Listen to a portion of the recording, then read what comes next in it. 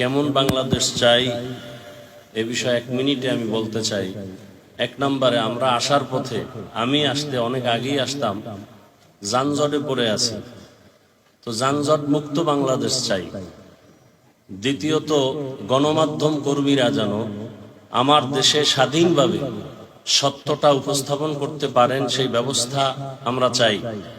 তৃতীয়, YouTube Facebook নিয়ন্ত্রণহীন চাই না, বরং নিয়ন্ত্রণ যুক্ত থাকবে, যেন কেউ যার যার মন মতো কিছু করে বিশৃঙ্খলা করতে না পারেন।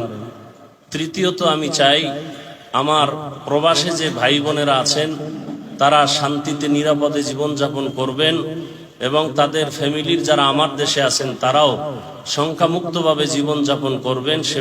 সেই ক্ষেত্রে ব্যবস্থা নেয়ার দাবি জানাই। এবং ওলামায়ে কেরামের ব্যাপারে আমি বলবো, সর্বোচ্চ সম্মানে এদেশের ওলামায়ে কেরাম বাক স্বাধীনতা নিয়ে কথা বলবেন, বিচরণ করবেন। কোন প্রচার মাধ্যমে ওলামায়ে কেরামের উপরে ভিন্ন কারো নাম থাকবে না, কথা থাকবে না। ওলামায়ে কেরাম সর্বোচ্চ সম্মানে থাকবেন, এই বিষয়ে আমি বলতে চাই। আল্লাহ আমাদের সবাইকে স্বাধীনভাবে সর্বোচ্চ সম্মানে শান্তির জীবন যাপন করার তৌফিক দান করেন।